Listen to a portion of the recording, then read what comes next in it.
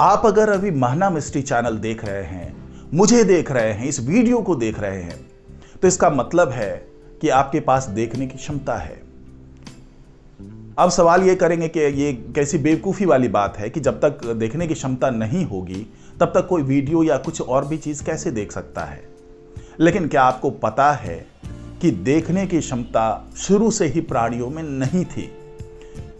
जब करोड़ों साल पहले हमारी पृथ्वी पर जीवन का आना शुरू हुआ और ऐसे जीव बनने शुरू हुए जिनके पास आंखें थी, तो उन जीवों के पास भले ही आंखें थी लेकिन उनके पास देखने की क्षमता नहीं थी। ये आंख भी दूसरे अंगों की तरह था जिस पे देखने की क्षमता नहीं होती है। लेकिन एक बैक्टीरिया ने करीब 50 करोड़ साल पहले ऐसा कुछ कर दिया जिससे हम इंसानों के साथ साथ, हालांकि उस वक्त इंसानों की बात नहीं करते हम, लेकिन उस वक्त जो दूसरे प्राणी थे उनको देखने की क्षमता दे दी। अब वही प्राणी जब धीरे धीरे विकसित होते गए, जब बाद में इंसान आए, तो उनके पास भी देखने की ये क्षमता थी।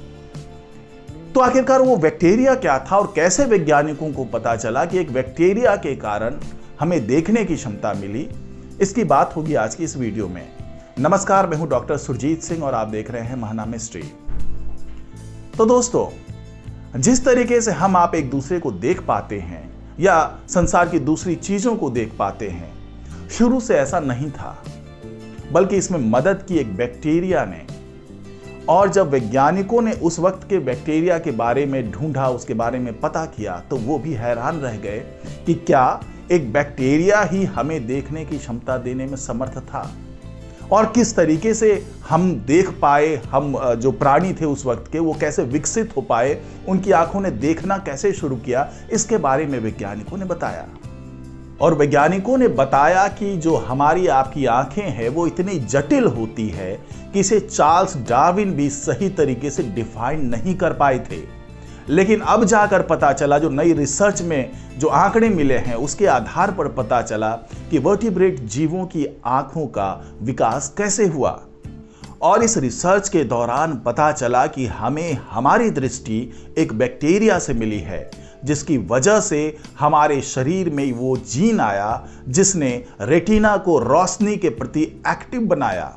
ये स्टडी हाल ही में proceedings of the national academy of sciences में प्रकाशित हुई। इस रिसर्च में वैज्ञानिक कहते हैं कि हड्डियों वाले जीव यानी वर्टिब्रेट्स की आंखों का विकास बहुत ही जटिल तरीके से हुआ है। इसमें कई तरह के जीन्स का मिश्रण है और असल में बैक्टीरिया बहुत जल्दी जल्दी जीन्स को बदलते हैं और वो नए जीन्स को अपनी ओर खींचते हैं।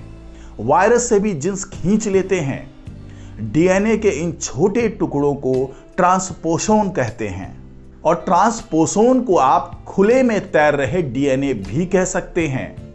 जब 2001 में इंसानों का जीनोम सीक्वेंसिंग पहली बार किया गया, तब पता चला कि इंसान के शरीर में बैक्टीरिया से आए 200 जीन्स हैं और ये बैक्टीरिया अलग अलग जगहों से उत्पन्न हुए थे।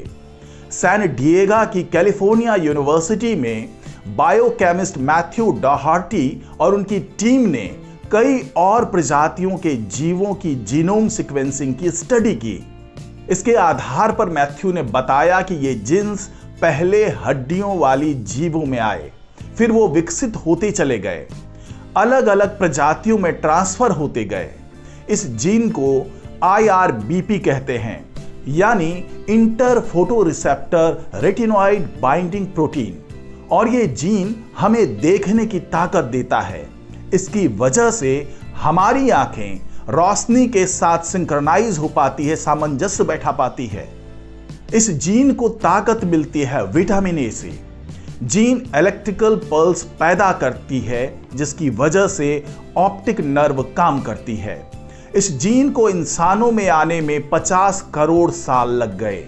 बात सिर्फ इंसानों की नहीं है, पूरी दुनिया में जो जीव देख सकते हैं उनके अंदर इस जीन का कोई ना कोई रूप मौजूद है। तो आपने देखा कि किस तरीके से प्राणियों में, जीवों में और बाद के दिनों में 50 करोड़ साल तक डेवलप होने के बाद इंसानों में जब ये जीन आया, उस बैक्टीरिया के कारण जो जीन बना था वो आया तब जाकर हमें दृष्टि प्राप्त हुई और हम देख पाने में सक्षम हुए। यानी कोई भी जीव जो हड्डियों वाला जीव है, उसके अंदर इन्हीं बैक्टीरिया ने अलग अलग कॉम्बिनेशन के जरिए एक जीन पैदा किया, जिसके कारण उन प्राणियों को भी, जीवों को भी, इंसानों को भी देखने की ताकत मिल पाई। और वो जो रोशनी होती है बाहर, जो कि आप भी जानते हैं कि जब किसी वस्तु पे कोई रोशनी टकराती है और उस टकराने के बाद वापस आंखों तक पहुंचती है, तब हमारी आंखें उस वस्तु को देख पाती है।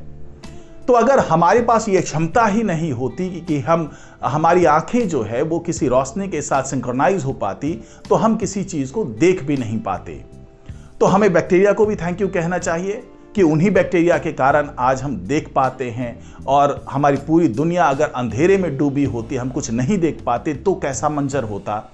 लेकिन अब हम देख पाते हैं और इसके लिए वही बैक्टीरिया पूरी तरीके से जिम्मेदार है और वही जीन जिम्मेदार है, जिसके कारण हमें देखने की शक्ति मिली। तो आज की रिपोर्ट में फिलहाल इतना ही। नमस्कार।